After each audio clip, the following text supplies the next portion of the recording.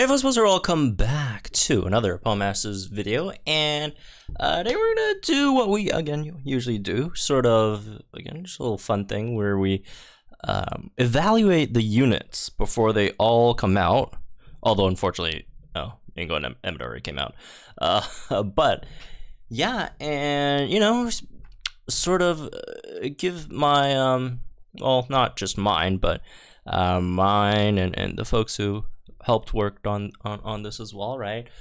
Which is mainly Joe and Runner and Troop on this, and see how these units are overall, where they're at and stuff, and yeah. So a few things. First of all, this isn't a which one should you prioritize your gems for list, because honestly, overall this month, I don't think you should be spending gems on any of these. I mean, there's some good units here, but like the anniversary is coming up, especially if you're free to play. I mean, again, if you buy gems, then do whatever you want, right? Or if you don't buy that much, there definitely are some that you could maybe go for, but like if you're free, like, come on, what are we doing? Unless you like really like these characters or whatever. This is definitely not a month to spend gems on. The month that you should spend gems on was last month with Grotto and Kyogre, right? But this month probably not. But yeah, again, this is not a which units should you spend gems on, because again, there's things like, for example, Gloria, fantastic unit on its own. However, you're not like, there's a billion other like water type options that you could just use over her anyways, right? But where in this, this place she'd be ranked pretty high, because again, she's a really great unit in her own right, but there's just so many much better water type units and some more available ones, right? So again, there's not a which ones should you prioritize summoning on or spending gems on. And also, as usual, like most likely, my opinions would change on a lot of them by the time at the end of this month, and that's the fun part, right? That's why I do one of these at the beginning of the month, and then we'll do like the other list after, like I've used them all, and see if anything has changed in terms of like first impression versus actually having to use them, right? Which is fun. So again, not a super serious thing. Please do not take this incredibly seriously. So let's do this then. So starting off, should we start from the bottom up? Well, let's start from bottom up, I guess. The bottom one is pretty obvious, right? This is a pretty consensus, unfortunately. It is going to be Lyra and Jigglypuff, unfortunately. First of all, we don't exactly know if the EX is going to put the whole opponent's team to sleep or not, but even if it does, I mean, it's like every 3 turns it happens, and it's slightly useless because you're bringing like a hypnosis or like, sleep user on your team anyway, so like, who cares? Right? And also, she's just fallen off quite a bit. Again, very slow for one. Damage isn't super impressive. Very hard to run, right? Being physical and special and all that stuff. So main damaging move physical, and then your sync move special. In terms of what support and stuff you want to put together, it is not very easy. Although you do have Kiawe at the moment, right? Now, right? So that does make it much better.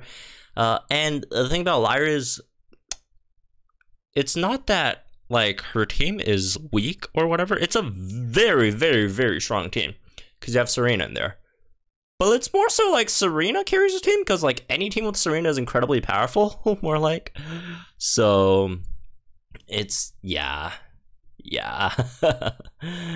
it's her own merits aren't the best, unfortunately. Moving on, next one's probably just Olivia, right? She got an EX, which a lot of people are really hype about. Which, is understandable. She does have a pretty strong sync nuke, at least in terms of like strikers, right? If we're not comparing it with like tech sync nukes, it is a pretty strong, striker sync nuke, right? And now you have like the EX AoE thing, right? But her but the thing is, like, her sync nuke was always good, like obviously even without EX, and the EX just hits like, okay, hits like both the sides now as well, but like the sides are so weak anyways, like you generally don't have to worry too much about them, like you're just not that much HP, so I don't really think it's that big of a deal. And the thing is, her EX doesn't fix her like biggest issue, which is she hits for absolute peanuts on Stone Edge, right? One of the among one of the weakest spotlight strikers in the game. However, what I do think she actually got good on, and it has nothing to do with her EX, honestly, it's more so that we have Ingo in the game now, right? And Ingo / Excadrill helps out Olivia's team comps quite a bit, and also Emmett, because again, Olivia's biggest weakness is she does no damage, right? She does no damage on her Stone Edge, and now you could run her with Ingo and Emmett together, in which Emmett, right? Emmett does really good damage on his Stone Edge, so you don't have to worry about, Olivia dragging the whole team's damage down so much, right? And then it complements very well because you also have a sand setter that doesn't get like two-shot by everything like Acerola, right? So yeah, I do think she got really great with both Ingo and Emmett. I don't care that much about her, 6-star EX, however, right? So moving on, next is probably Steven. Steven, in terms of like overall like firepower, I don't think he does like great as like Olivia or whatever, right? Because I mean, honestly, his damage is not bad, right? His damage is definitely not bad, but it's also not like super impressive either. I always thought his damage was super overrated, but it's more so, because he's like a huge hybrid utility unit, right? He is by far the best hail setter in the game, right? He has, again, hail on sync every single time, and now you have, EX, you could do a bit more with that, AoE wise, all that stuff, but again, not that big of a deal in my opinion, but it's something, I guess.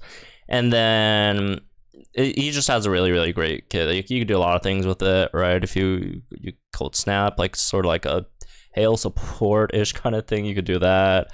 You could, you could run just so many different things with it, like whether you want to run freeze, run flinch, right? And he helps your team speed enough to whereas you could run things like you can even run Hala and Ice Steven together with like a Rosanta, and you won't have much gauge problems. Granted, all that help comes from Rosanta rather than Ice Steven, but Ice Steven obviously does help a lot there as well, right? I mean, if your like gauge management is enough to like carry Hala,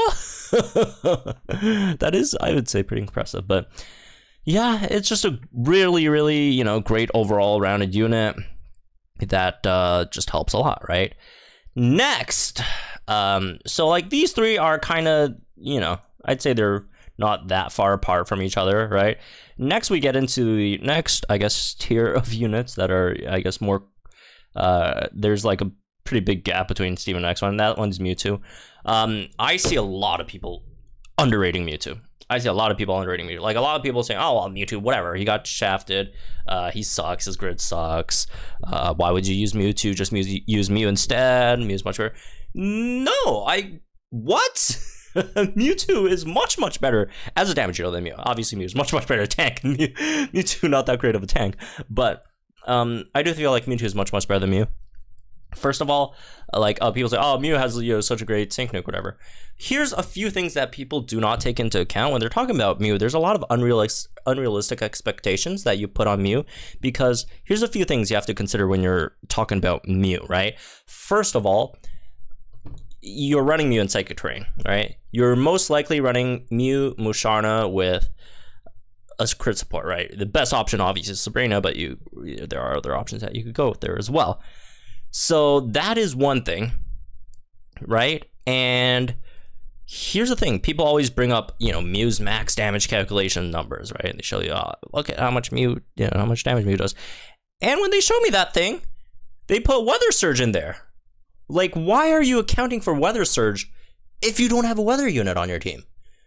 And without that, and a lot of the other multipliers that Mew has over there, right? Like, a lot of them are just not realistic.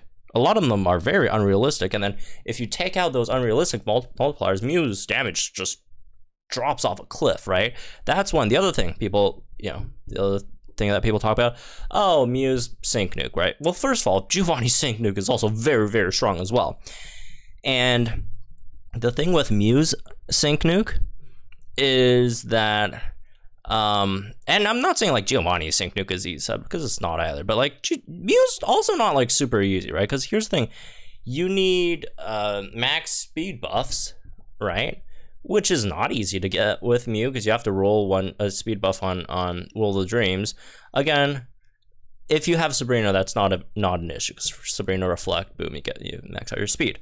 But if you don't, right, you have to rely on something like that. And the much harder thing to get is Blind Spot. So you need evasion buff. So you could come in with the evasion +2 entry thing, right? And then people just say, oh, well, you could pick up Shifty Striker. Yeah, but like, what are the chances of you maxing that out before your first sync? Which is 0 because you're not gonna attack at all. And even your second sync, the chance of maxing that out is also extremely low. Maybe by your third sync, or you could like, unless you get lucky with World of Dreams and you get pick up evasion buffs there, right? So Mew's damage is incredibly unreliable, and Mewtwo's damage is better, right? Mewtwo's damage is just straight up better, right? Like this guy is like almost like closing in on like Palkia levels of damage, right? Although I do see some people saying, oh, he does more damage than Palkia. Completely disregarding that. In that case, you'd have to account for PR2, which is obviously not a realistic multiplier either. But, you know, in normal circumstances, you're closing in on Palkia's number. And on top of that, you also have like special defense debuffs that you always need to apply to max out your multipliers. So realistically, you'd be doing even more damage, right? So Mewtwo is absolutely like fantastic unit, good speed as well, all that stuff. So I don't know what people are talking about. Mewtwo got shafted. What the heck? This guy's fantastic. Anyways, like Psychic Team is legitimately, like once Sabrina gets an EX, Psychic Team might be legitimately the second or third like best team in the game, like straight up, right? So yeah, kind of crazy. Or I guess team variation, right? Or like archetype, right? But yeah, anyways, moving on. Next I'd probably say it's Marnie. Marnie looked really good at first glance, and Marnie's still good, right? There are some things that are slightly suspect about Marnie, right?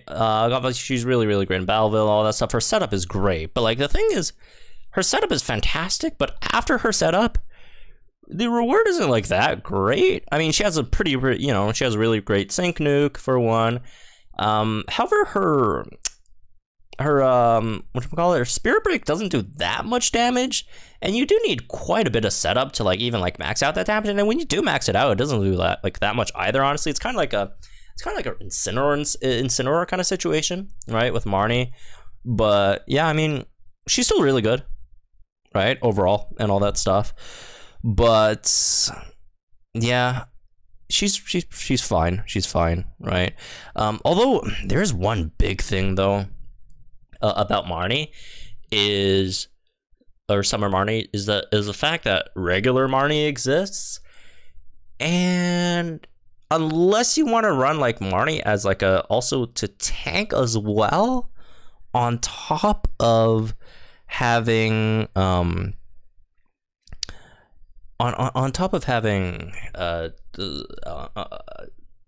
or on top of the fact that you could run her very effectively against very weak stages, it's like there really aren't that many scenarios where you'd run Summer Marnie over regular Marnie. And unlike, for example, rain teams, right, like you could, it's not impossible to run Gloria with some of her so-called replacements. You could run her with those, right? With Marnie, it's literally impossible to run them on the same team. They're both Marnie. You can't run them on the same team. And it's just that regular Marnie is so powerful that you would almost always just be using regular Marnie over Summer Marnie, right? Even though, again, Summer Marnie's fantastic unit, all that stuff. It's just you just won't be using her if you have regular Marnie as well, right? The more I'm thinking about it, the more I'm talking myself into maybe putting like Mewtwo over Marnie. I don't know. Marnie's setup is so much better than Mewtwo's though. Like Marnie's setup is like godly. Like this is just fantastic, right? Triple bulk up, max out your attack and defense in 3 turns, and then on top of that, you also have again double buffer to max that out. Also Super Affliction 4 is really nice as well. I mean, yeah. It's nothing crazy, but like that just adds to like your sync nuke. Like, I don't know. And then you max out your crit, you max out your attack and defense in 3 turns all by yourself. You most likely will get super effective up, and then you have a really good sync nuke over here as well, right? With devastation, if you want that, you could also pick that up. And then after that, you could just use like Not Today, and on top of maxing out your attack, defense, and crit, you then max out your speed and special defense as well, and you have gradual healing. Man, I don't know. This is a tough one. I think I'm leaning towards Marnie. Yeah, I think I'm leaning towards Marnie, I want to say. Anyways, next one on list, probably Gloria over here, right? So here's the thing, because again, in this list, I'm like the thing with Gloria, right? And a lot of people talk about this, people are like, well, Gloria's fine and all, but like, when will you ever use her over Archie, Mei, Palkia, right? These units, Dreadnought even, or like if like an EX Barry, if you're just fighting like a really quick, mass mode or whatever, right? There's just so many units that would be used ahead of her on rain teams, right? Rain water teams, Blastoise, right? Singsu Blue, like, yeah, that is an issue. That is an issue. But again, when we're looking at like how great this unit is individually on its own merit, she is very, very good, right? When I first looked at it, during that, I did like some really quick calculations. I forgot to add an extra sync boost, so that's why like at first it seemed like her damage was like really bad to me. But then after I corrected that, which I posted it on the channel, right? So you guys hopefully didn't miss that, but her damage is actually really good, especially with Kyogre, where you're like almost at like, you're getting close to like a million levels, right? Obviously it's still not as good as like say Palkia or whatever, right? But it's much better than Sharpedo, much better than for Alligator, all that stuff, right? It's some very good damage. Again, not Palkia, not Kyogre, not Swampert levels, but it's very good single target damage still. And on top of that, you also have all this like speed and all that stuff that you have, right? A lot of people talk, the other thing that people have against Inteleon is like the setup. Like, what the heck, this sucks. You hit them once, scope them out, hit them again, scope them out, hit them, and like takes 6 turns to like max this out. Well, here's the thing, you don't use this, you just bring like another support. Like, you just completely ignore this, right? This setup, you just use like a Sabrina or Singsu Blue, like, and set up like a regular person, right? And on top of that, she also has a fantastic, pretty powerful sync nuke as well, right? So not only are you doing like really good damage on your regular move, you're also doing great damage on your sync. This guy's, Inteleon's basically like Singsu Grimsley, but like better, right? Minus the defense debuffs, because you don't have that. But yeah, you hit harder than Grimsley, right? Pretty solid nuke as well, that stuff. Also really fast. Yeah, it's kind of like a better Singsu Grimsley to me, right? For the most part. And Singsu Grimsleys are fantastic, right? So better Singsu Grimsley is pretty nice, right? It's pretty nice. But yeah, the setup again, slightly wonky, but I don't know. The numbers are what it is. I can't really put her any lower, just because, like, again, this is why I'm saying, like, this is not where you should spend your gems on, because a lot of us definitely do not need another very powerful water striker. I mean, we have one of the best ones in the game for free, Palkia, right? Like, we don't really need like another one. But does not needing one mean that she's objectively a bad unit? No, she's objectively a very powerful unit. It's just that other units are much, much better. And I don't think that should affect, you know, wherever she ranks on this list, right? So here's the interesting one, the next one. So I did put Bugsy and Scyther over here. This is a bit of a hot take. Most people do kind of agree with this. But, you know, again, like, from Bugsy to Giovanni, a lot of these are, like, interchangeable. Like, if you completely flip this, if you say, you know, I have Giovanni here, Bugsy, if you completely flip this 180, I would slightly disagree, but I mean, you know, it's fine, I think. I don't think it's, like, that big of a deal, right? If you completely flip it, I think it's still okay, right? But yeah, it's just like all these units are so good, right? All of these 4 units are just fantastic. And Bugsy is just great. And plus Bugsy's free. So that's also nice. But, you know, it being free doesn't really, again, we're not factoring that. But yeah, it just has so many great things about it. Like a unit, a physical support that could max attack, right? Can max crit, give move gauge acceleration, which is fantastic, on top of guarantee AoE defense debuffs.